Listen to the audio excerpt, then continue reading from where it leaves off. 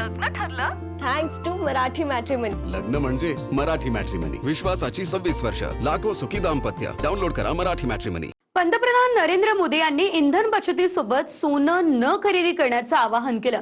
मात्र मोदींच्या या आवाहनाचा परिणाम सराफा बाजारावर दिसतच नाहीये। लग्न सोहळा असल्यानं सोनं घ्यावंच लागतं असं नागरिक म्हणताय, तर दर वाढणार नाही याची गॅरंटी मोदी देणार आहेत का, हा प्रश्नही नागरिकांनी केलाय। बघूयात।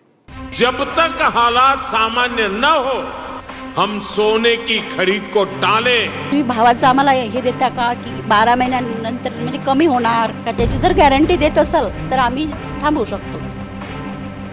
वर्षभरासाठी सोन्याची खरेदी करू नका असं आवाहन पंतप्रधान नरेंद्र मोदी यांनी केलं। मात्र सराफा बाजारावर त्याचा परिणाम दिसत नाही। सध्या लग्न सराई सुरू आहे, त्यामुळे सोनं घेण्याशिवाय पर्याय नाही असं ग्राहकांचं म्हणणं आहे। तर सोन्याचे दर वाढणार नाही याची गॅरंटी मोदी देणार का, हा सवाल महिला करताय। नरेंद्र मोदी यांनी सांगितलं जरी असेल 1 वर्ष सोनं घ्यायचं नाही, तरी पण घरात कार्यक्रम असल्याकारण सोनं घेणं गरजेचंच आहे। आणि महिलांसाठी सोनं खूप इम्पॉर्टंट असतं, कारण कोणतेही सण असू दे, फेस्टिवल असू दे, तरी ते सोनं घालतातच। ॲक्च्युली आपल्या महाराष्ट्र कल्चरमध्ये असं आहे की लग्नामध्ये दागिना पाहिजे असते आणि नवरीन म्हटलं की सोन्याचा दागिना एक तरी हवाच असते, जसं की नथ आहे, बांगड्या आहे, मंगळसूत्र आहे।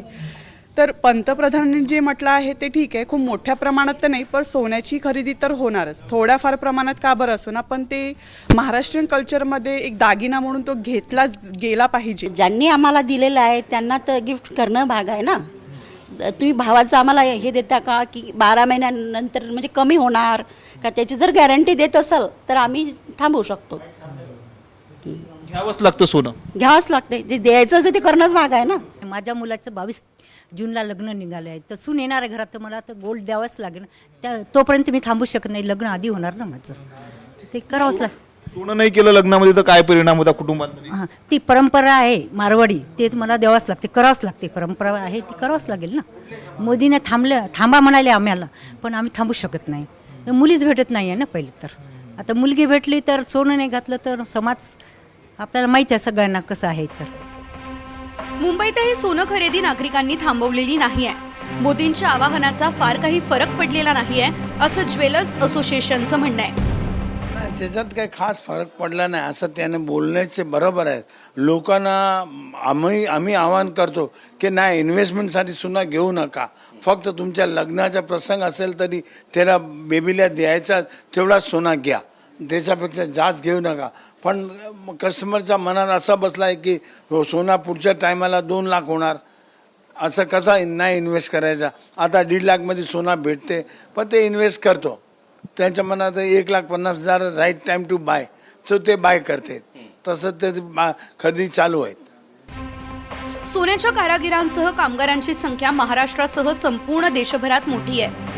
मोदींच्या सोनं न खरेदी करण्याच्या आवाहनामुळे 1 कोटींहून अधिक कारागीर आणि कामगारांची बेरोजगारीची तलवार लटकली आहे असं व्यापाऱ्यांचं म्हणणं आहे। पंतप्रधानांना विनंती आहे की ही खूप मोठी इंडस्ट्री आहे आणि या इंडस्ट्रीमध्ये 50-60 लाख कारागीर डायरेक्टली एम्प्लॉईड करतात, सोबत 30 ते 40 लाख जे आमचे कर्मचारी आहेत, जे सेल्समॅन सेल्सगर्ल म्हणून जे काम करतात, त्यांच्या रोजगारावर एक मोठा प्रश्नचिन्ह येईल।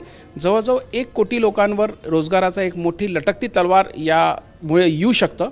त्याच्यासाठी म्हणून पंतप्रधानांना एकच विनंती आहे की पर्यायी व्यवस्था अजून दुसऱ्या काय काय आहे त्याच्यावर आपण विचार केला पाहिजे।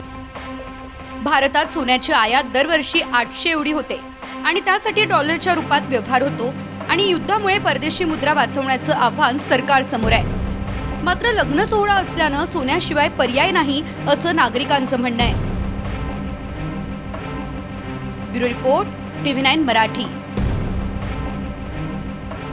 लग्न ठरलं थँक्स टू मराठी मॅट्रिमनी। लग्न म्हणजे मराठी मॅट्रिमनी, विश्वासाची 26 वर्ष, लाखो सुखी दाम्पत्य। डाउनलोड करा मराठी मॅट्रिमनी।